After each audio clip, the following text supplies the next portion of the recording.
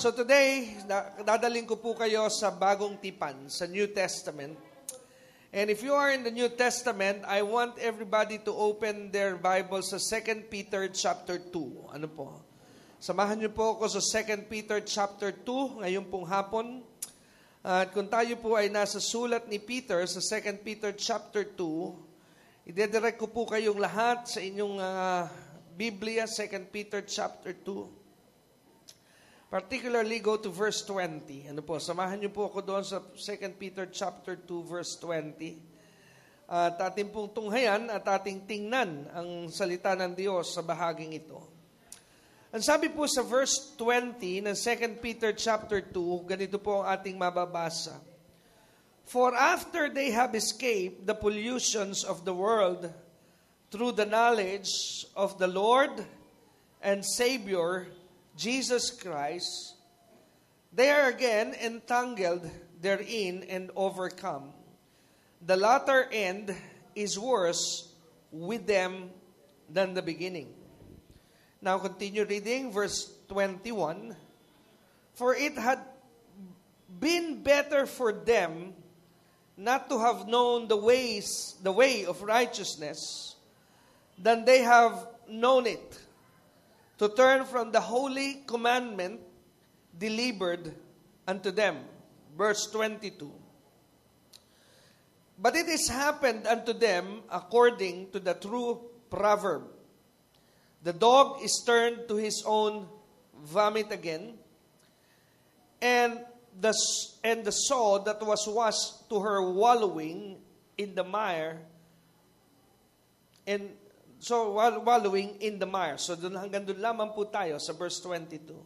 Let us bow our heads and let us pray. Tayo po'y manalangin.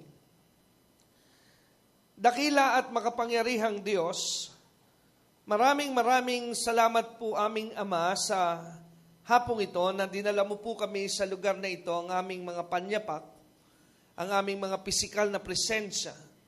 Bagamat marami pong dahilan para hindi po kami makadalo at makarating ngayong hapong ito. But still, we choose to be in this place today. At dalangin po namin na you bless your people that are here present today. Pero yung iba po na may mga kanilang kadahilanan of not able to come here physically, at right now is following us sa pamamagitan po ng aming broadcast, we ask the same blessing to be upon them, Panginoon. At inihiling po namin na sa amin pong pakikinig ngayon sa iyong salita, we pray, Lord, that you give us the capability, give us the capacity na makaunawa sa mga bagay na espiritual. Hayaan mo na kami po ay makarating sa iyong kalooban sa mga nais mong ipaunawa at ipagkatiwalang mga katotohanan sa amin ngayong tanghaling ito. Banal na Espiritu, ikaw pa rin po ang dakilang tagapagturo. Gumagamit ka lamang po ng lalaki at babae upang maihayag at maipadala ang iyong salita. Kaya ngayon pong hapong ito, gamitin mo po ako. At dalangin ko na ang bawat makikinig ay sidlan mo ng kapangyarihan ng iyong Espiritu na makaunawa. Ito po ang aming dalangin, Ama, sa pangalan ng iyong anak na si Jesus. Ang lahat po'y magsabi ng Amen. Palakpakan niya po natin sandali ang Panginoon. So atin po ngayong pakinggan ang mensahe ng Diyos sa atin ngayong hapon sa ikalawang linggong ito ng buwan ng Nobyembre na atin pong kinuha sa 2 Peter chapter 2. At binasa po natin ang teksto from verses 20 hanggang sa tayo po ay makarating sa verse 22. Pero bago ko po talakayin itong verse 20, nais ko po muna gaya ng aking nakagisnan at nakagawi ang paraan ng paggamit ng Diyos sa aking pong pangaral. Ako po kasi naniniwala na bawat mangangaral ng Panginoon ay may kanya-kanyang estilo ng paggamit ng Diyos. Kaya I do not want to be compared to other preachers on how they preach the Word of God, because the ability to preach doesn't come from men, but it comes from God. Amen? Ang kakayanan at karunungan ng pagtuturo ng salita ng Diyos ay galing po ito sa Diyos. Kaya kung paano po ginagamit ng Diyos ang iba't ibang mga ngaral ay yung po ay dahil sa disenyo ng Panginoon kung bakit po ganoon ang pagkakagamit sa kanila. Kaya, let me give you an example, kung kayo po ay sanay halimbawa na makinig sa pangaral ng isang mangangaral, like for example, a Benny Hinn type, at narinig niyo po ako at sabihin niyo parang hindi ko siya gusto. The reason is because I'm not Benny Hinn. Amen? Hindi po ako si Benny Hinn. Some people are used to hearing the style and the method of the Hagins or the Copelands. At maaaring nakita niyo ako ngayon at napakinggan at sabihin niyo parang hindi siya kapareho ni Copeland. And my answer is so simple because I am not Kenneth Copeland. Amen? Pero ako po'y naniniwala na ang bawat mangangaral ay may kanya-kanyang specific na disenyo ang Diyos for a specific kind of people. Amen? Kaya ngayon pong hapon ay akin pong sa mga madalas na dumadalo rito, you are used to the method and the style of preaching na nangyayari po every Sunday. Because I'm more of a teacher than more of a preacher. Atin po munang kunin yung konteksto dito sa verse 20 para po lubusan natin itong maunawaan. Ang mapasin po natin sa bandang huli ng sulat ni Peter sa 2 Peter chapter 2. Sa verse 20, ito po ay isang pagpapaalala. Ito po ay isang pagpapaalala sa mga mambabasa, lalo na doon sa mga specific na sinulatan ni Peter. Pero ako po'y naniniwala na though ito pong sulat na ito ay specifically doon sa mga tao na sinulatan ni Pedro, para po lamang ating maunawaan, ito po kasing sulat na ito ay meron pong specific group of people na kanyang sinulatan. Amen. Pero hindi po ibig sabihin na kung hindi para sa atin yung sulat, ito po ay hindi na po uubra sa atin pong panahon. I always believe na kaya po ito'y binigyan ng Diyos ng dahilan na mapasama sa Biblia because it is for everybody. Amen? Ito po ay para sa lahat. Kaya tingnan na po natin ang laman ng bahagi ng sulat ni Pedro sa 2 Peter chapter 2. Ang sabi po niya sa verse 20, "For if after they have escaped the pollutions of the world through the knowledge of the Lord." So let us pause for a while. So doon po sa verse 20, may binanggit po ritong "for if after they." So meron pong tinutukoy na specific group of people dahil hindi po sinabing singular, kundi ang ginamit po salita ay they. So marami po sila. Amen? Marami po yung tinutukoy na tao dito sa bahaging ito ng verse 20 because you can see it from the usage of the word they. Amen? And sabi, "For if after they," T-H-E-Y, so marami pong tao ito. So meaning to say, there are many people that have experienced this. Ano po yung kanilang naranasan?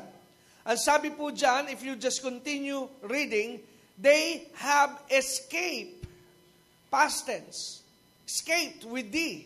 So, ibig sabihin po nung escape ay nakatakas, nakaalis.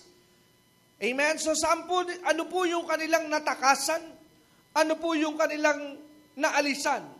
Ang sabi, the pollutions of the world.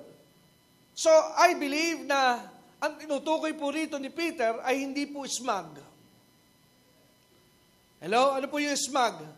Alam nyo, pagka maagang-maaga, let's say 5 in the morning, lalo ngayon, maganda ngayon. Dahil ngayon po ay medyo malamig-lamig na ang klima natin. Kung ikaw po ay aalis ng inyong mga bahay dahil we're coming from dito sa south, sa Muntinlupa, alas 5 ng umaga, yumahi ka, no? Sumampa ka ng Skyway. Makikita mo po ang Makati, pag maagang-maaga pa na madaling araw, naku, ang baba po ng ulap. Kala mo po yung ulap yun, polusyon po yun. Amen. Polusyon po yung maitim na yon dahil pag malamig, bumababa po yan eh. Hello? Have you ever noticed? Sa mga taong merong asthma, hindi po maganda sa mga may asthma ang pagpapalit ng panahon pag lumalamig.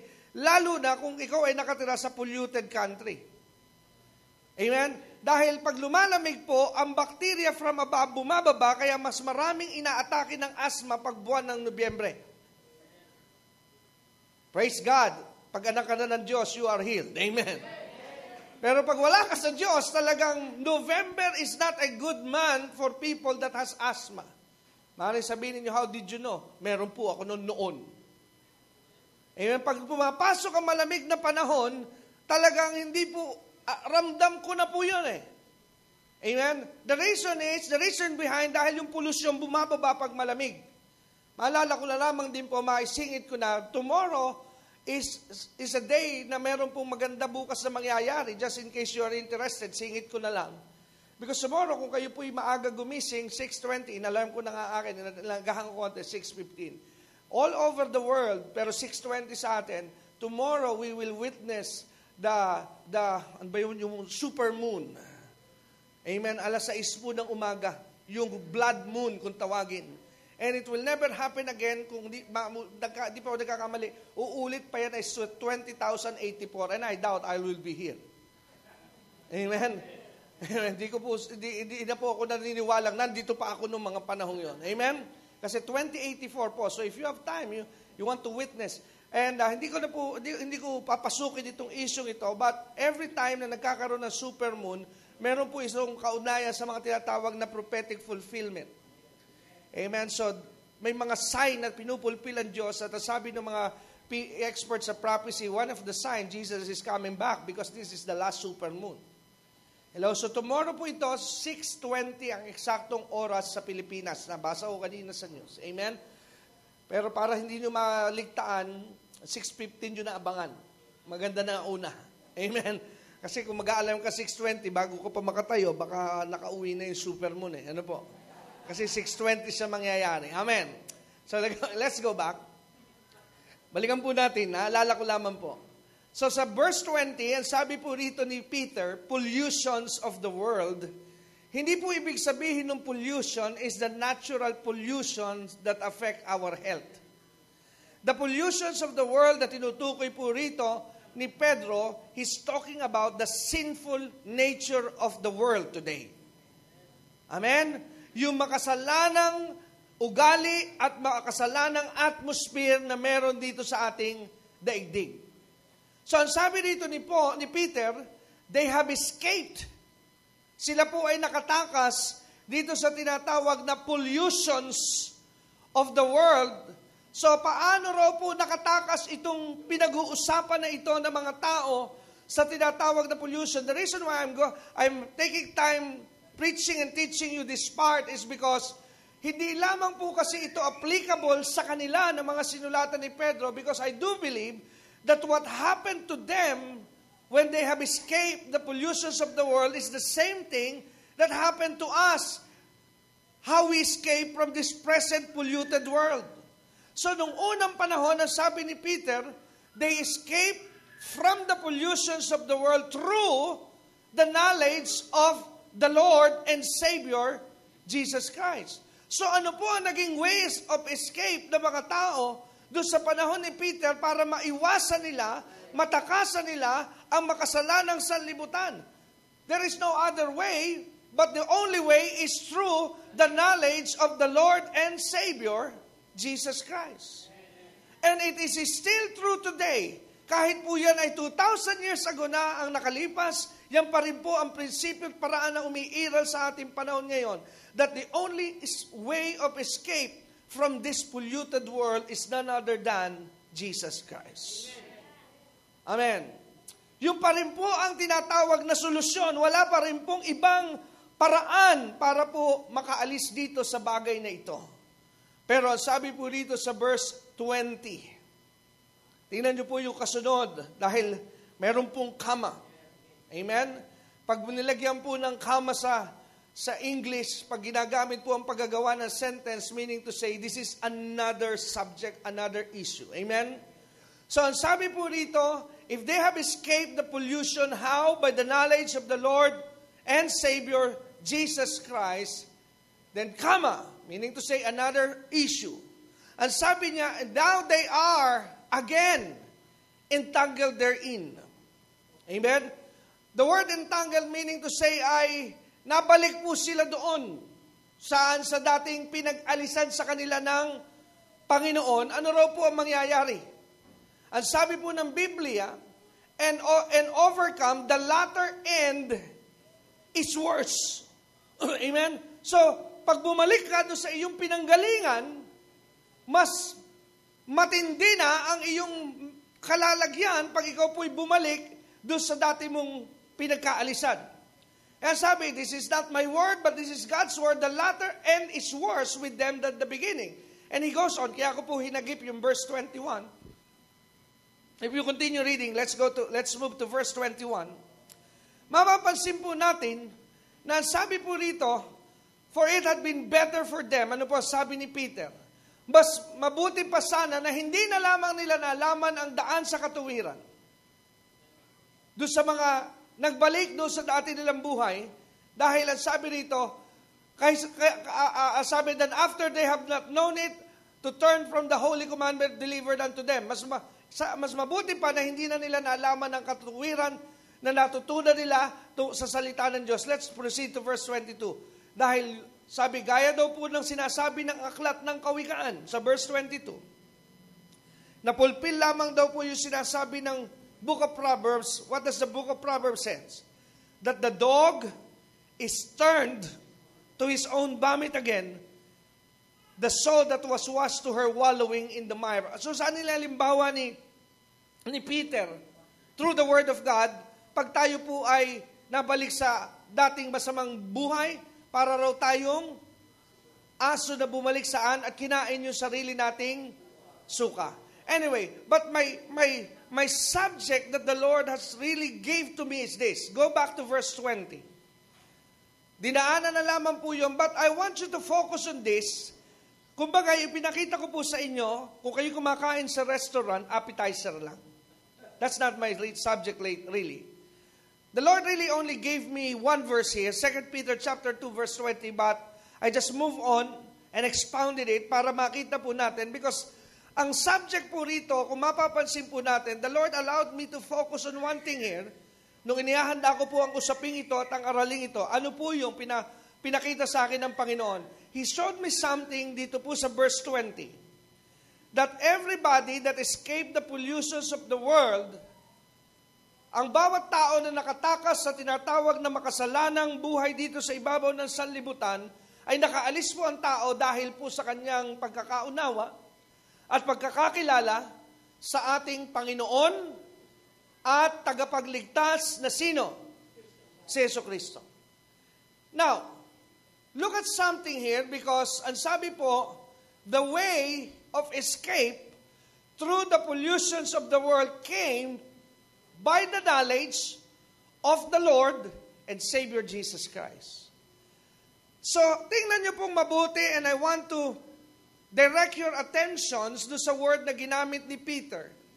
The Lord and Savior Jesus Christ. Ulitin nga po natin. The Lord and Savior Jesus Christ. So kung mapapansin po natin, tinawag po rito ni Peter si Jesus na two things. He is your Lord. He is your Lord and must be your Lord. And He is your Savior and He must be your Savior. Amen? So Jesus served two things in our life. He must be Savior to us and He must be Lord to us. Ulitin ko po ha. Jesus must be Savior to us at the same time, Lord to us. Or vice versa. Jesus must be Lord to us and a Savior to us. Now, one day, habang tinitignan ko po ito, the reason why I am speaking it right now, binapahayag ko po ito sa inyo, because there are so many believers, marami pong mananampalataya, that they are stuck only in one aspect of Jesus, and that is Savior. Amen? Marami pong mananampalataya ay nakastuck lamang sa pagkakaunawa that Jesus is their Savior. Pero natuklasan ko po through this study that it is not healthy and it is not a good thing that we are just stuck on one aspect as Jesus being our Savior. Jesus must also be our Lord. Hello?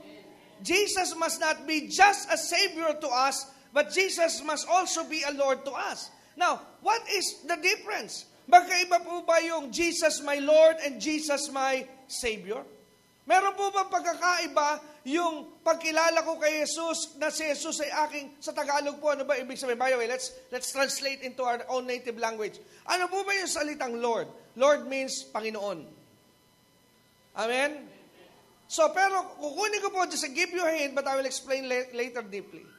Yung word na Panginoon doesn't refer to as God. Amen. But in Romans, in translating Bible text, one of the interpretation ng word na Lord also is you are claiming and believing that Jesus is God. That's true. Pero meron pang other side yung word na Lord. Because when you say Lord, meaning to say, you acknowledge His authority is higher than you. Hello? Nakakuha po natin. So, doon na rin basically papasok na because He is God, meaning to say, God and Lord goes on the same thing. If you claim and know that Jesus is your God, your Lord, so meaning to say, there is a requirement. Pakinggan niyo po ito If you give your life to Jesus as your Lord and God, one of the requirement is submission. Because you cannot make Him your God and Lord without submitting. At dyan po nangyayari ang problema sa maraming Kristiyano.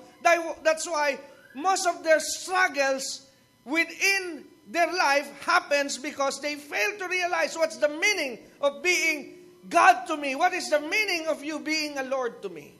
Pero atin po yung pag-aaralan mamaya. Pero bigay ko po muna yung una na palagay ko I will not spend a lot of time here because naniniwala po ako marami sa atin, even people that are watching, they're used to hearing the teaching about Jesus Christ our Savior, tagapagligtas. Medyo pag-usapan lang natin, if Jesus' role to us is a Savior, ang una po muna ating isettle, saan niya tayo iniligtas? Mahirap mong kilalanin ng tagapagligtas kung hindi mo alam na kailangan ka iligtas. Tama po ba? Mahirap pong tanggapin ang isang bagay na hindi mo alam kung ano ang dahilan. So, why did Jesus call to be a Savior to us? Now, let me start first in 2 Timothy. Puntahan po natin sa 2 Timothy. Samahan niyo po ako sa 2 Timothy. Now, if you go to the book of 2 Timothy, go to verse 1. Ang sabi po sa verse 1, verse 10. Samahan niyo po ako sa verse 10 ng 2 Timothy. Si Pablo na po ito. Kanina, sino yung ating pinag-uusapan? Si Pedro. Okay, now let's proceed. But is now made manifest by the appearing of our, what did Paul said? Savior, Jesus Christ. So saan tayo niligtas ni Jesus? What did He do for us? Sabi po rito ni Paul, Jesus Christ abolished death. Right? So, ano pong ginawa ni Jesus sa iyo at sa akin? Inalis na tayo saan? Sa kamatayan. Because death was imputed to you. Hello? Death was given to you. Kailan po ibinigay sa iyo ang kamatayan? The moment you were born. Alam niyo po ba na bawat tao na dumating sa ibabaw ng lupa, it doesn't matter kung saan po siyang lahi, ano po, every human being, when they came to this world, everybody is sentenced to death. They have a sentence. Hello? Lahat po tayo may sentensya ng kamatayan. Let me hold for a while 2 Timothy, but put a bookmark. Kung hindi po kayo gumagamit ng digital Bible, you need to put a bookmark. Babalik po tayo sa 120. Let me bring you to Romans 3. Samahan niyo po ako sa Romans 3. Romans 3 verse 23. Let's go there. Ano po sabi?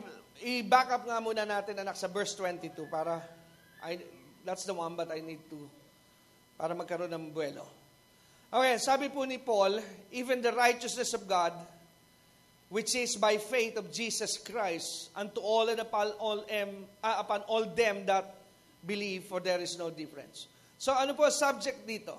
The righteousness of God can be accessed by faith, kanino? Kay Jesus Christ. Then this righteousness, when you believe in Jesus, ang sabi ni Paul, will be put upon all them. Sino po ang malalagyan ng katuwiran ng Diyos? Yung nagtiwala kay Kristo, na naniwala kay Kristo. Right? So sabi niya, for there is no difference. It means, doesn't matter if you're Jew, Gentile, if you believe in Jesus, kung ikaw ay naniniwala kay Kristo, ano raw po ang na-accomplish mo, ano raw po ang naging benepisyo ng mga naniwala kay Jesus? Sabi, you have the righteousness. Amen? So, ipinasa sa iyo alin ang katuwiran ng Diyos. Now, why do we need the righteousness of God to be given to us that can only be accessed when we believe in Jesus? Verse 23. Because, ito po ang dahilan. Dahil everybody, sabi, for all have sinned. Everybody had sinned. Amen? Lahat daw po ay nagkasala. Minsan nagagalit sa akin yung iba nating mga kapatid, kababayan, kamag-anak. Why? Because I challenge them. Sabi ko, I'm not disrespecting Mary, but Mary is part of the all. Sino ba yung Maria? Si Maria na naging ina ni Jesus. Why? Because it's very clear. Sabi ng Romans 3:23, all have sinned. Ang pwede lamang po ma-exempt dito sa Romans 3:23 ay hindi tao. Hello? Kung sasabihin mo, hindi ako kasali dyan, hindi ako makasalanan, hindi ka tao. Hello? Amen? You must be another Jesus, but the bad news is this. You can't be another Jesus dahil pag linay mo na ikaw ay another Jesus, then you are a false Christ. Because there is only one Jesus. Amen? Kaya hindi pwede sabihin, hindi ako makasalanan, hindi ako nagkasala. Amen? Mabait akong tao. No, as the Bible said, for all have sinned. Hello? Lahat daw po ay nagkasala at kinapos, hindi nakaabot saan? Sa kaluwalhatian ng Diyos. Kailan po nangyari ang bagay na ito? When Adam sinned. Okay, now let's go to 1 Corinthians. Samahan niyo po sa 1 Corinthians. Kaninang umaga sa ating pong first service, I believe I brought you to 1 Corinthians 15. Tama po ba? Nandun ang ating mensahe kanina. Doon po tayo nagkaroon ng tinatawag na mensahe. But we will not go to the text that we have discussed this morning, but I want you to go to 1 Corinthians 15. Tingnan po natin sandali. And this will settle everything. Ang sabi po dito, sa verse, 1 Corinthians chapter 15. Go with me to verse 20. Let's just pick it up from verse 20. Ang sabi ni Paul sa 1 Corinthians chapter 15 verse 20, ano po ang sabi? But now is Christ risen from the dead and become first fruit. Ang sabi, and become first fruits of them that sleep. The word slept there is the word die. Amen? Siya raw po ang unang bunga mula sa mga patay. Because Jesus was the first one ever resurrected from the dead. Now what Paul is trying to say here is this. If the resurrection of Jesus from the dead is not true, then we have no hope.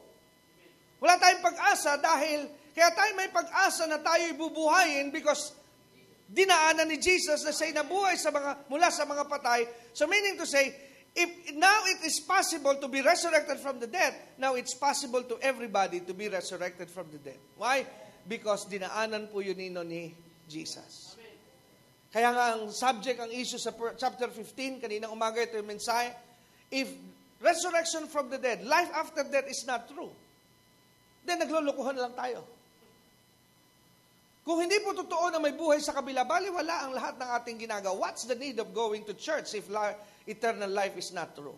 What's the need of praying if eternal life is not true? What's the need of going into worship service if eternal life is not true? Kaya nga, di ba sabi ni Pablo, just go down reading chapter 15, and sabi ni Pablo, kung hindi totoo ang mabubuhay sa kabila, magpakasaya na lang tayo dahil bukas mamamatay rin lang naman tayo. Hello? Bakit pa tayo nagsusumikap na maging matino at magpakatino at maging maayos sa harapan ng Diyos if life after death is not true? Hello? Amen? So, tinalakay pa dyan ni Pablo na kung hindi totoo ang buhay sa kabila, then the preaching of the gospel is useless. Bakit pa sila inutusan ng Diyos sa ipangaral? Wala naman palang magiging epekto at buhay ito. Amen? So yun po yung context of subject sa chapter 15. Kaya sabi, but now is Christ risen from the dead and become the first fruit of them that sleep. Ibig sabihin, because Jesus was risen, now we have a pattern. If He had risen, we can be risen as well. Amen? Now verse 21, let's go down. Ano po sabi sa verse 21? Ang sabi, for since by men, watch this, kinikwento po rito how men inherited death. Ang sabi po, since by men came death. So paano raw po dumating ang kamatayan? Dala rin daw ng tao ang kamatayan. Amen? So ang tao rin na nagdala ng kamatayan, kaya nagkaroon ng kamatayan. Kung tao ang nagdala sa kamatayan, ang sabi ni Paul sa verse 21, tao rin ang may dala ng pagkabuhay mula sa kamatayan. Amen? So if man brought death, singular, so man also, singular, brought resurrection from the dead. Susundan po ba natin? So ang kamatayan ay dala ng isang tao, at ang pagkabuhay mula sa mga patay ay isang tao rin na may dala. Pero wala pong pangalan. Kung nasa verse 21 lang kayo, but if you drop down verse 22, pinangalanan.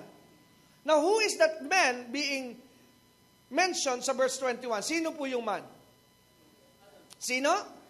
Si Adan. Siya pala yung man na tinutukoy sa verse 21. Kaya pagka binalikan mo yung verse 21, for in Adam, inulit na dyan sa verse 22, all die. Amen. So lahat ng tao'y galing kanino? Kay Adan.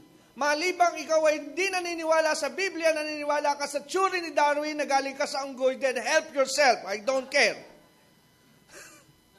Wala na akong magagawa kung pinaniniwalaan mo galing ka sa unggoy. Well, you can go on. I did not came from monkey. Sorry. Galing ako kanino? Kay Adan. Sabi mo sa iyong katabi, ba paniwala mo, galing ka sa unggoy? Tingnan mo nga mabuti, mukha ba? Hello? Amen? But do you believe that you and I came from Adam? Amen. Lahat tayo galing kanino? Kay Adan. So, dahil tayo galing kay Adan, ano pinamana sa atin ni Adan? Napakagandang pamana. Kamatayan. When I get to heaven, nahanapin ko kung nandun siya, sasabihin ko, Sir, sobrang ganda ng pinamana mo sa amin. Talagang pinagdusahan namin ng gusto. Hello? Amen? Ano ang pinamana sa atin ni Adan? Kamatayan. Pero salamat dahil kung may isang taong dumating na ang dalay kamatayan, may isang tao ulit na dumating, pero ano naman ang dala? Buhay. And what is his name?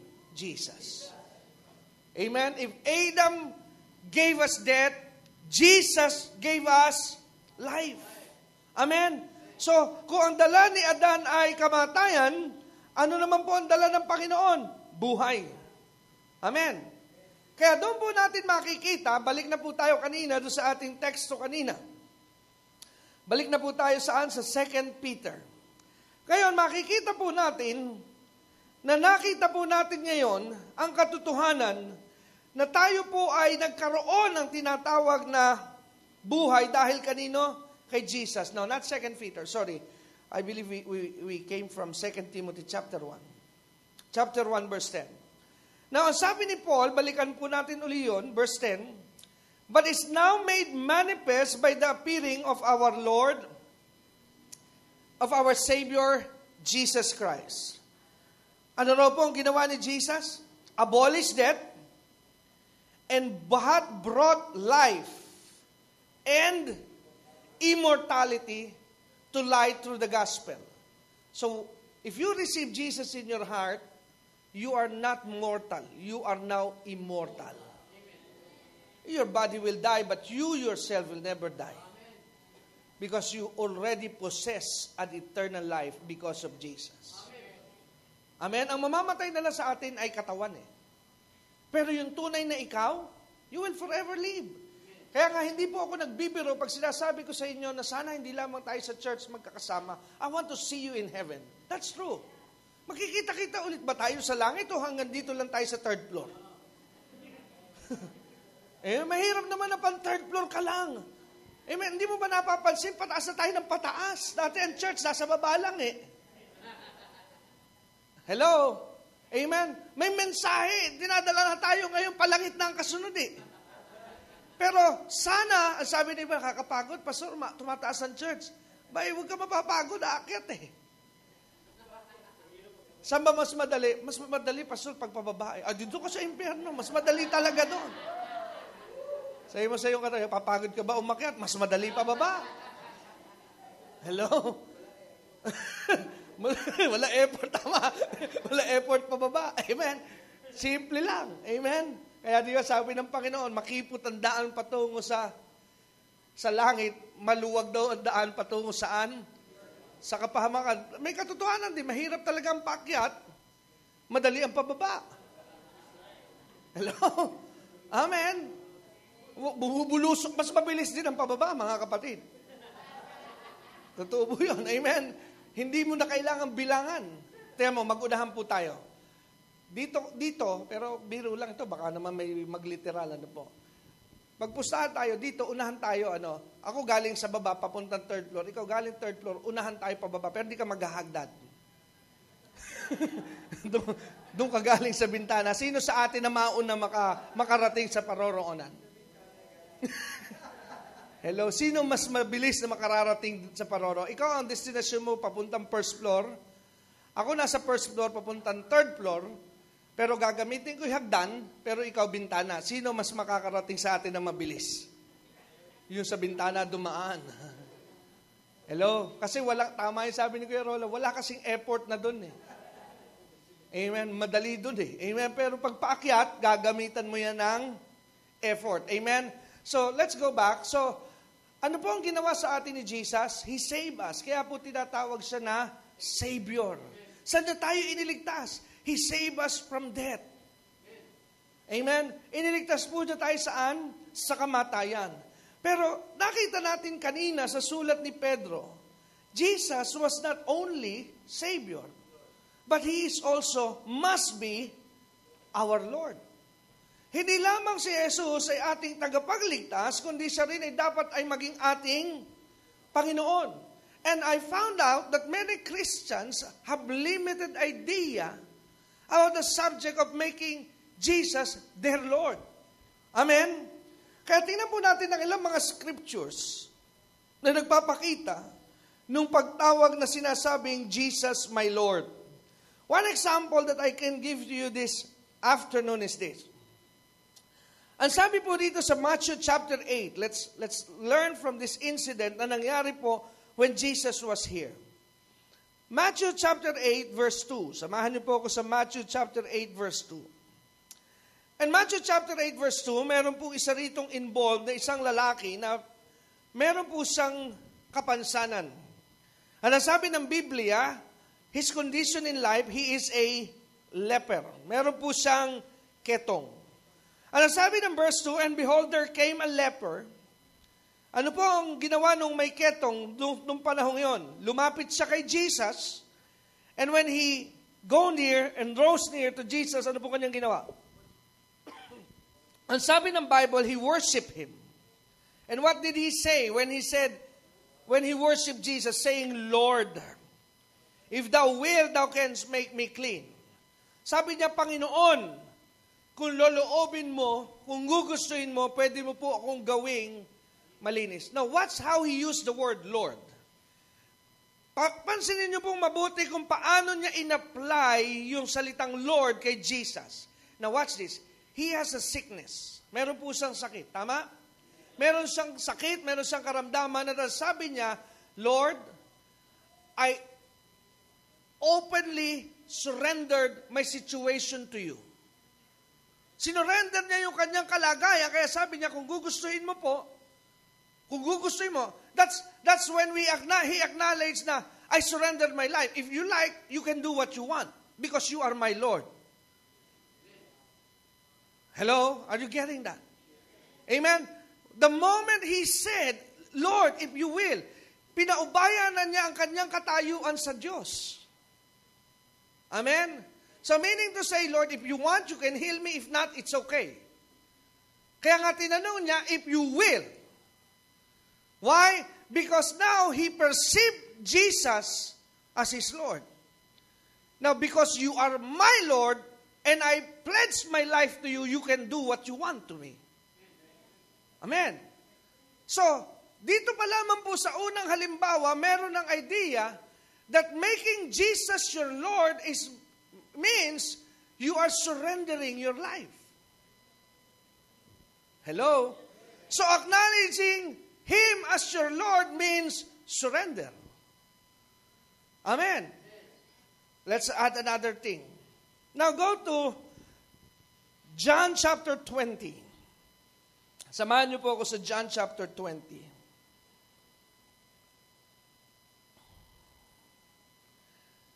Now sa John chapter 20, verse 28. Para hindi po tayo magtagal at hindi kayo ma-overtime.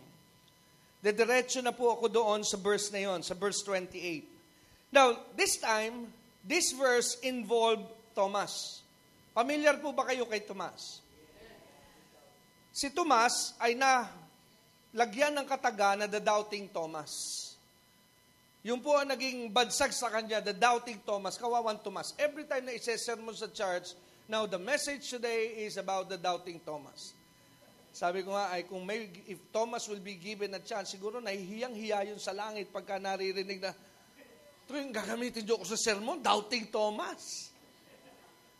Hello?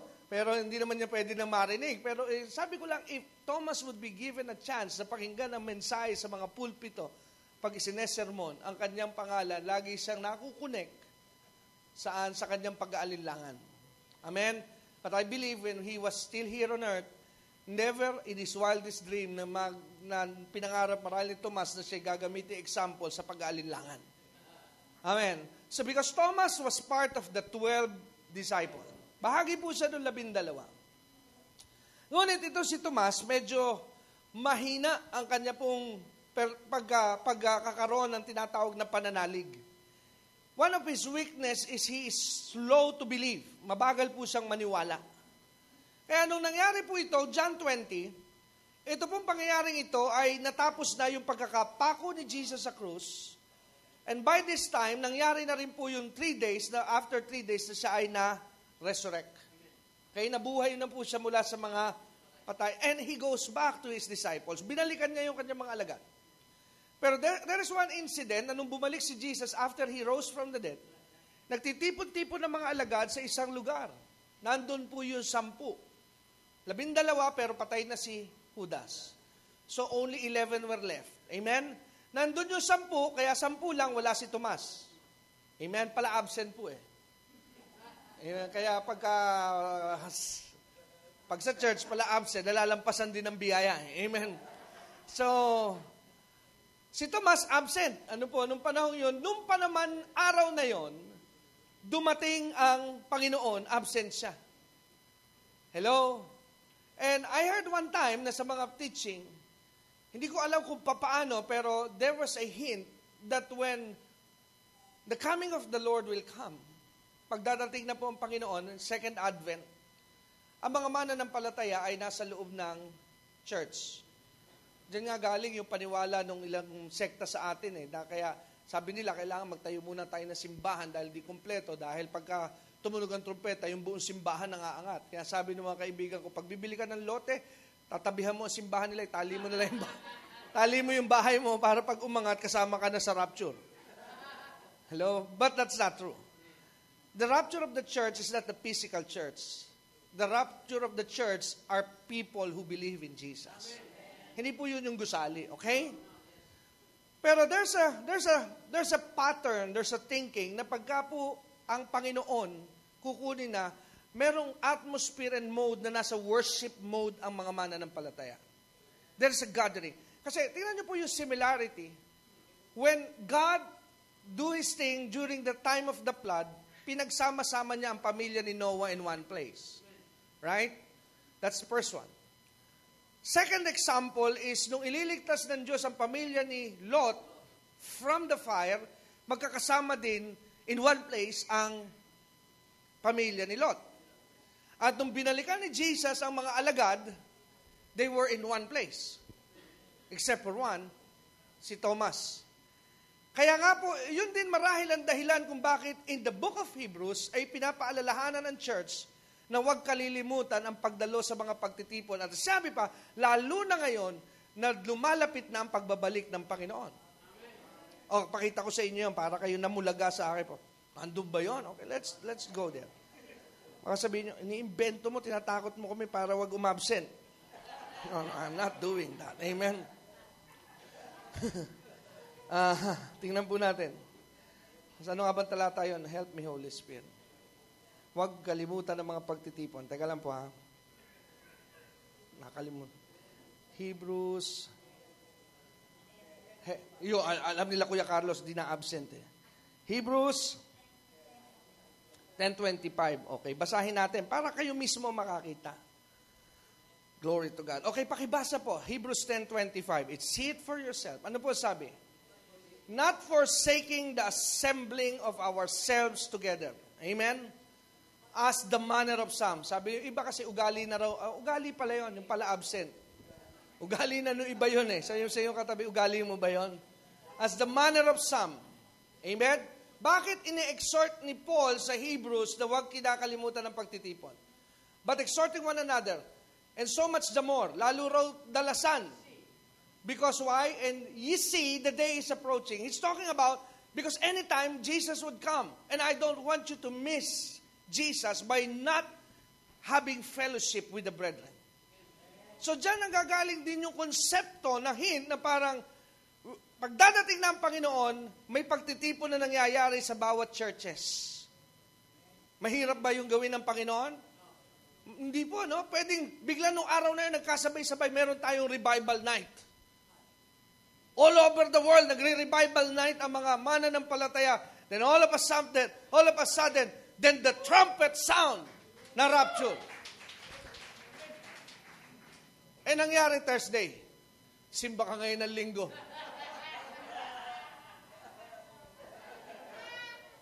Dang! Walang tao! Hello? Kai, ano nangyari, Kai? May iniintay nga po natin eh. Buksan mo na yung aircon. Hello? Hello? Amen. Ano nangyari rito? Nung Thursday, magkakasama po kami eh. Pero pag, hindi pala, mali. Nabaltaan ko nung Thursday, may gawin, di lang po ako nakadalo. Meron po kasi ako inasikaso, kaya linggo lang. Eh, alam ko may gawain dito, pero dadating siguro sila. Lumipas ng alas 10:30, alas 11, alas 12. Wala pa sila dyan. Kaya ikaw lang ba tutugtog? Ginagamit ko na si Kakay, ha? Hindi po, alam ko may practice kami nung nakaraan eh. Paano gagawin natin? Hintayin po natin, baka pang alas 2 na sila. Why do we need to come together as a family? Because the day is approaching. Hello? Lumalapit na po kasi yung araw na yon na tinukoy ng Panginoon. Kaya balikan po natin. So, magkakasama yung 10. Then Jesus came. Amen? Nasaan po si Thomas? Wala, nasa mall eh. Hello? Absent si Thomas. At nasidla ng saya, ng tuwa, ang mga taong naroon. You know, when you go to church, God will fill you with joy. God will fill you with peace. Tuwan-tuwa na yung mga mananampalataya na dinatnan ni Jesus, tama? Then Jesus left. Here comes Thomas. Eh di overflowing, on fire yung 10, excited. Binibida, grabe. Nabalik yung joy. Dahil takot na takot lang sila a while ago, pero when Jesus came, nagbago po ang mood, tama? Nagtataka ngayon siguro marahil si Thomas, nakain itong mga to, kahapon lamang, ilang araw na silang tulala. Ngayon ay mga sisigla na, di nagkwento na. You know, when you meet Jesus, there is always a testimony that will always come out from you. I don't know anybody who had been with Jesus and they have no testimony in their mouth. Alam mo, ang taong babad sa presensya ng Diyos, madaldal tungkol sa Diyos. Sabi na iba, ikaw pala madaldal ka pagka Biblia, no? Amen? Bakit po? Kasi pag lagi ka nasa presensya ng Panginoon, hindi mapigil ang iyong labi, ang iyong bibig, na ipatotoo si Kristo. Amen? And that's one of the signs that you have been with Jesus. Pinapatotoo ng mga alagad kay Thomas, dumating si Jesus. Sabi ni Thomas, I don't believe you. Sabi, hindi ako naniniwala, huwag niyo akong yung lokohin. At sabi niya, hanggat di ko na ipapasok ang mga daliring ito sa mga butas niya, sa kamay, sa paa, sa I don't believe you. Pero pinagbigyan po siya ni Jesus, binalikan. Pero yung mga may iwan, di na kayo babalikan. Huwag po kayo umasang babalikan pa kayo. Sabi mo, ulitin ko ha. Pag naiwan, wag nyo sabihin, Deb, ako naman si Tomas babalikan pa yan. May second trip pa. No. I'm here to tell you, there is no second trip. Sabi mo nga sa iyong katabi, wala na raw second trip. If you miss the bus, that's it. Amen? Pag na-miss mo po yung bus, tapos na. Hello, baka sabihin ninyo, hindi, meron, binalikan si Tomas wala, mahina talaga pala ng paltaya ko. Kay, babalikan pa tayo. Kahit tayong dalawa na lang muna. Hello?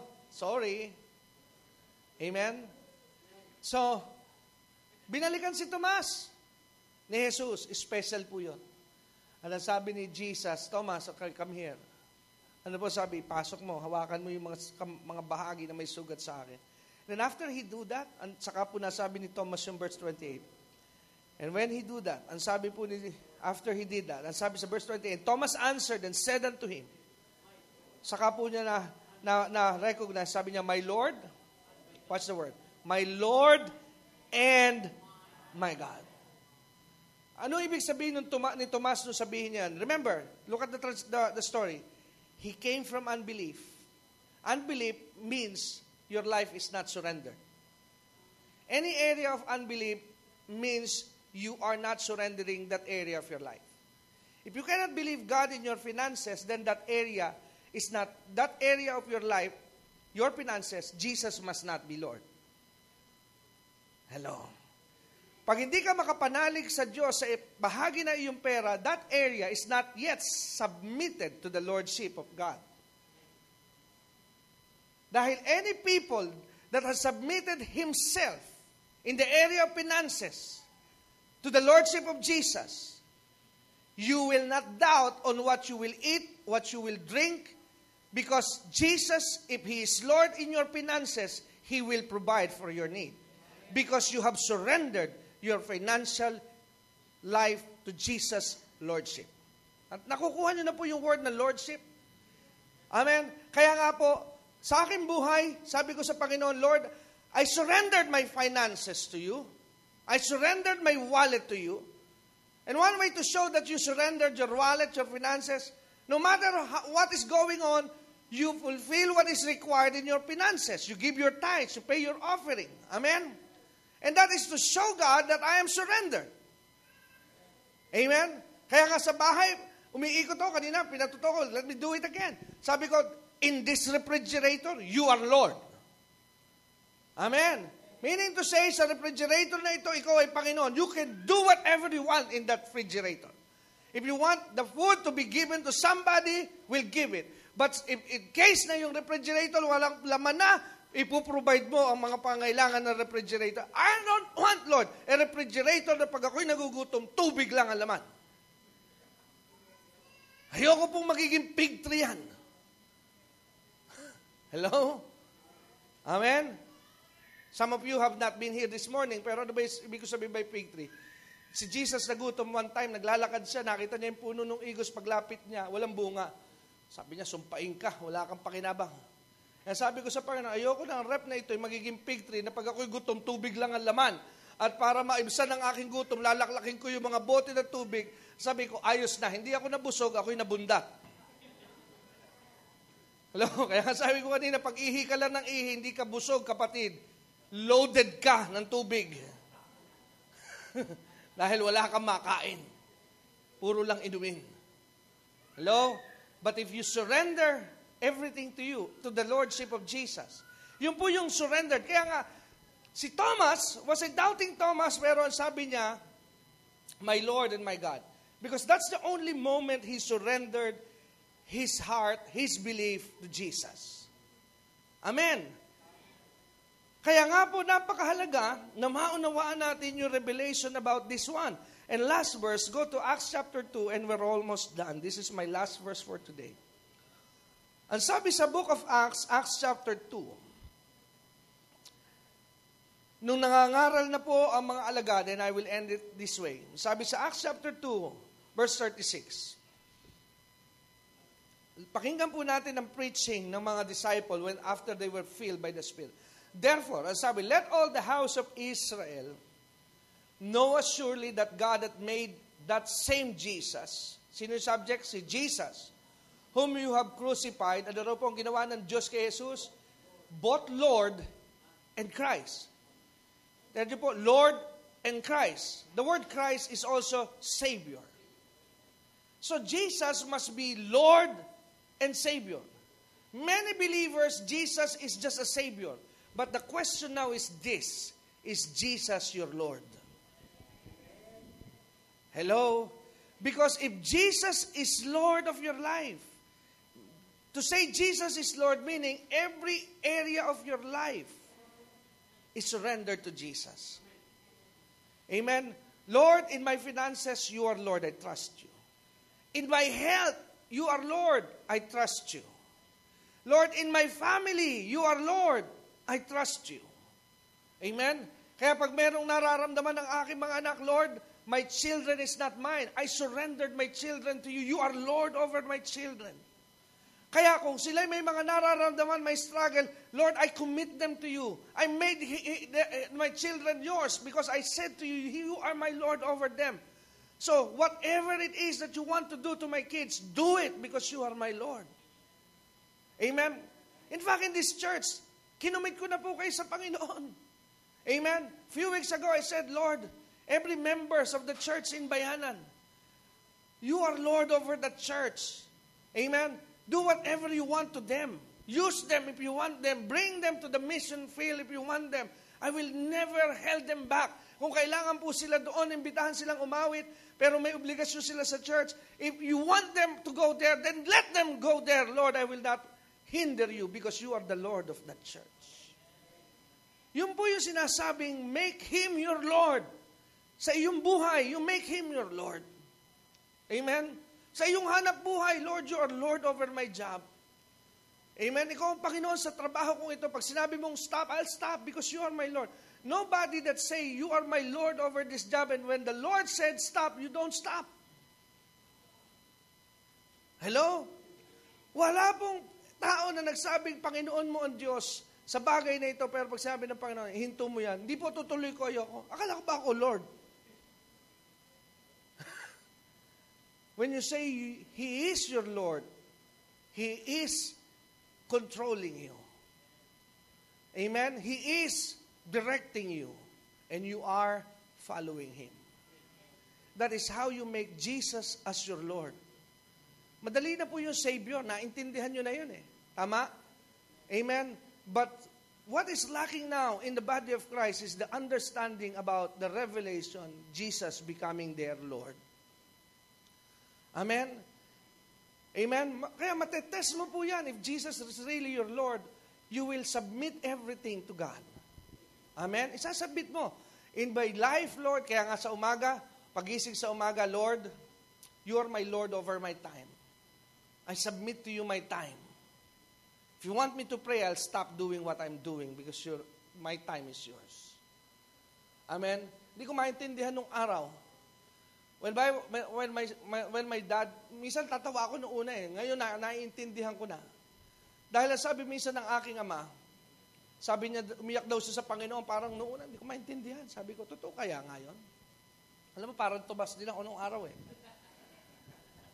Sabi ng tatay ko, umiyak ako sa Diyos, sabi niya. Dahil sabi ko, Panginoon, sinuko ko na, ikaw na ang Panginoon ng buhay ko. Lumuhod daw siya sa tabi ng Shell Maya, hindi ko makakalimutan yung patotoong yun. Sabi niya, nakaluhod siya, Panginoon, sinusuko ko na po ang lahat. Wala siya sasakyan, nagbubus lamang siya.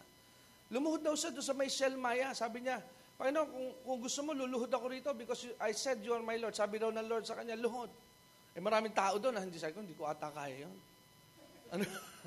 Lumuhod ang tatay ko doon sa may Shelmaya, sa Makati. Kaluhod siya doon dahil sabi daw, dinil siya ng Lord, if I am your Lord, then you will do what I said to you. Lumuhod siya. Sabi niya, Panginoon, sinusuko ko na po ang buhay ko. Sabi ko, sa'yo na po ang lahat, bahala ka na. Ang finances ko, ang buhay ko, ikaw na po ang bahala, tulungan mo po ako. Sinusuko ko sa'yo lahat. Ngayon, sinuko niya ang buhay, unti-unti, nabago ang buhay niya. Ngayon, hindi na siya nagbabas ngayon eh. Nagrema din sa kanya dahil sabi sa kanya ng Panginoon habang nakaluhod daw siya, nakikita mo yan, nakaharap pala siya sa Makati Bel Air. Sabi raw sa kanya ng Lord, alam mo ba mga tao dyan sa Bel Air, hindi yan ang problema kailanman sa pera. Kaya kung gagawin mo kung Panginoon ng iyong buhay, susuko mo iyong finances, hindi rin kita pagkukulangin dahil mas marunong akong tumustos kaysa sa mga nandiyan sa Bel Air. Hawa po ng Diyos, simula noon, hindi nagkulang ng aming pamilya. Why? Because He surrendered the area of His life to the Lordship of Jesus. At doon ko po natuklasan 2 weeks ago that the struggles of our life is because there is an unsurrendered area to the Lordship of Jesus. Kaya may mga struggle tayo kasi yun yung mga bahagi ng ating buhay na hindi pa nakasuko kay Jesus. Because any area na nagkakaroon ng struggle is a struggle between the Lordship and the control of God. Pero pag isinuko mo na yan sa Diyos, sabi mo, Panginoon, pagod na po ako, sinusuko ko na itong mga bayaring ito. Hindi ko naman kaya kung puproblemahin ko. Watch the Lord move. Tingnan mo kung paano kumikilos ang Panginoon. And He can do better than you think you can. Mas mahusay po siya kaysa sa iyong iniisip. Kaya 2 bagay ang kailangan ng tao. Make Jesus your Savior and make Jesus your Lord. Don't stuck on just one thing. Just your Savior. Sabi ng iba, hindi ako Lord. Ay, hindi naman pwede mo maging Lord pag hindi Savior. Paano ba nangyari yon? Kaya una muna ay Savior. Everybody goes on that stage. Pero doon sa pangalawa, doon marami hindi nakakatawid. Making Jesus their Lord. Amen? So if you got the message, bow your heads. Let us pray. Hallelujah. Hallelujah, Lord. Narinig po natin ang mensahe ngayong hapong ito. And I don't know if it's clear, but I trust the Holy Spirit that everything has been cleared. There's a difference between making Jesus as your Savior and making Jesus as your Lord. Maaaring meron pong unsurrendered area sa iyong buhay. It's time to give up and make Jesus the Lord of that area. Maybe it's your finances, maybe in the area of family. Maaaring ito yung area sa pamilya. One thing to understand na ikaw pa rin na nasusunod. Jesus is not yet Lord. You are still in command, you are still in control. Pero pag si Jesus na po ang Lord at Panginoon ng area ng iyong buhay, there's a full trust, full surrender. Lord, I give up. You're my Lord. Do whatever you want. Yan po ang isang palatandaan. So if there are areas in your life na gusto mo ngayong isuko sa Panginoon, be the Lord of this area. Why not use this moment, but di po natin gamitin ang sandaling ito right where you are. Habang nakapikit ang iyong mga mata, don't need to come in front. Di ka na po kailangan tumayo. Di mo na rin kailangan ilakas ang iyong tinig. Just speak with your heart. Talk to God. Suko mo sa Panginoon ang bahaging yon that needs His Lordship. That's the fix. Yan po ang solusyon. Yan po ang susi para po may ayos. I know that every one of us here, majority of us here now, ay nagkaroon na tayo ng karanasan of Jesus being our Savior. We gave our life, our spirit to Him. Our soul. But how about the areas of your life right now? Kaluluwa mo, binigay mo kay Jesus. Ang Espiritu binigay mo when you accepted Jesus as your Savior. But can you trust Him over your finances? Can you trust Him over your family? Can you trust Him over your body, your physical condition in life? Kaya kung meron ka sakit at karamdaman and you're trying to make a solution pa rin na gagawan ko ng paraan ito sakit. No. Sabi mo, Lord, you are Lord of my body. You can do whatever. Remember what the leper said. Lord, if you will. Lord, if you will. Meaning to say, Lord, I submit to you. This body is yours. You can do whatever you want. And I know you want me healed right now, Lord. You want health in my body right now. So I surrender my body to you. This time, you are Lord over my body. Mamaya, sa iyong bahay, if you can, go to your house, sabihin mo, Jesus is Lord over this house. In every area, in every living room, bedroom, bathroom, you are Lord over this house. You can do whatever you want. That's how you make Him Lord. Sige po, I want you to talk to Him right now. I'll give you a minute. Bigyan ko po kayo ng ilang minuto. I know that the struggle is real, but I also believe that God is greater than our struggle. Everybody is facing it. But all we need to do is just surrender and leave it all to God because He is your Lord. Yes, Lord. Jesus, Lord. Hallelujah.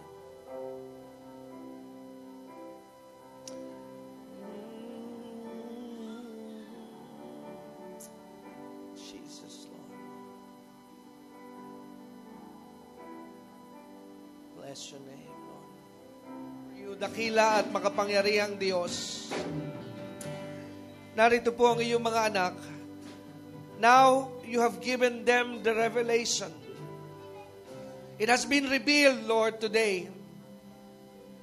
And it's not just making Jesus our Savior, but it's also making Jesus our Lord, Lord. Kahit ngayon na nahayag ang katotohanan tungkol sa pagiging Panginoon ni Jesus sa aming mga buhay. Lord, I believe you have given me a word to challenge them, to surrender the areas that are not yet surrendered to you. And they have responded. Habang nakataas po ang kanilang mga kamay, Lord, I pray that you touch everyone, Panginoon. Today, I speak a new day, Lord, sa kanilang mga buhay. Magkaroon ng mga pagbabago sa paraan na mahimalamong paraan sa bahagi ng kanilang buhay, Panginoon. Sa kanilang pamilya, maayos ang kanilang mga pamilya ngayon na isinuko nila ang kanilang mga anak, ang kanilang asawa, ang lahat ng mga mahal nila sa buhay. If they have declared today that Jesus will be Lord over my family, Lord, take care of that business, of that area, Panginoon, sa kanilang pamilya. Lord, we pray, bring their relatives to your throne, to your feet, Panginoon.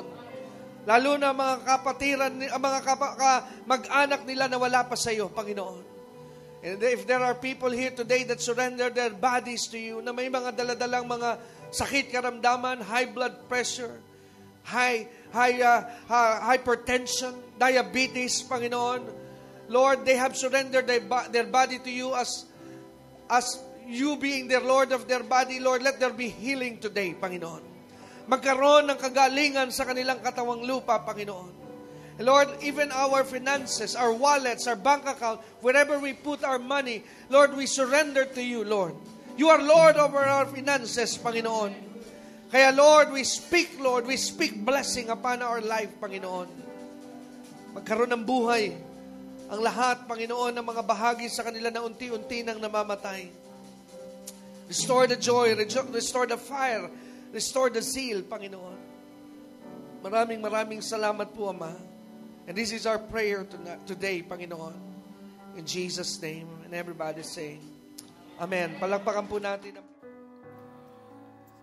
Purihin ang Diyos. Tunay po na napakabuti ng ating Panginoon. Napakabuti po ng Diyos. Salamat po sa mensahe na ating pong napakinggan. Nawa po kayo na mga nakinig sa ating pong pagsasahimpapawid ng ating programa sa araw na ito ay napagpala. Dahil lagi pong sariwa ang mga kapahayagan ng ating pong Panginoon. Salamat po sa inyong pakikinig. Mga kapatid at mga minamahal, ako po ay lumalapit ngayon sa inyo ng mga naabot ngayong araw na ito ng ating broadcast. Kung kayo po ay napagpala ng ating pagsasahim papawid ng mensahe ngayong araw na ito, pwede po ba na mahilingan kayo na mag-text at malaman ko po kung paano nagiging biyaya at pagpapala po sa inyo ang ating pong programa. Ang numero po para po ating ma-text at pwede nyo rin po yung magamit para po sa inyong mga prayer request.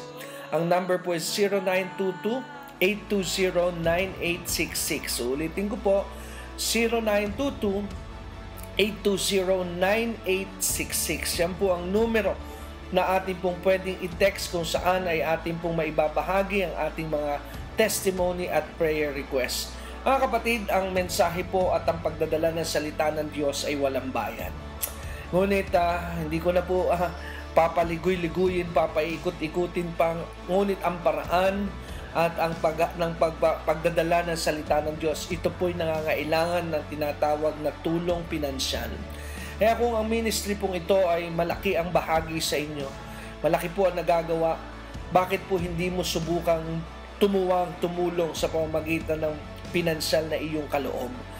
Dahil kung nagiging pong blessing sa inyo ang ministry, meron po rin tayong obligation. Hindi ko po sinasabing sinisingil ko po kayo, pero I would just like you to know that if you are being blessed by the ministry, it's time also for you to be a blessing to the ministry at sa mga iba't ibang mga tao rin po na naaabot at napapagpala ng ministeryong ito. Narito po ang paraan upang kayo po maging bahagi financially ng ating radio ministry. Padala nyo lamang po ang inyong kaloob sa ating pong BPI account. Ang account name po is Dexter Durante. Ulitin ko po, ang bangko ay Bank of the Philippine Islands. BPI account name is Dexter Durante. Ang ating po account number 0989-347-837. Ano po? Ulitin ko po. Ang account number po ay 0989-347-837. Ang bangko BPI account name Dexter Durante. At ako po ay dumadalangin na ngayon pa lamang na kayo po'y nagpasya na maging bahagi ng ating gawain, pagpalain po kayo ng Panginoon. Again din mga kapatid, nais ko po kayong anyayahan kung gusto niyo pong patuloy na mapakinggan ang ating mga palatuntunan at kayo may internet. Pumunta lamang po kayo sa www.dexterdurante.com. Ulitin ko po, www.dexterdurante.com. Ang spelling po, lahat po ito small letter, DEXTERDURANTE.com. Ano po? At doon po makikita ninyo ang mga links, ang mga ministry tools, ang mga Bible study tools na inyo pong pwedeng pakinabangan. Nandun din po ang ilang mga paanyaya kung kayo po ay naghahangad na makasama kami every Sunday. Nandun po ang mga announcements para po makasama namin kayo sa aming pong panlingguhang gawain. Hanggang dito na lamang po at hanggang sa mga susunod po na ating pagsasaing papawid ng ating programa at palatuntunan. Again, my name is Brother Dexter Durante, nagsasabing ang pagpapala at biyaya ng Diyos ay lagi ninyong naranasan. God bless you everyone.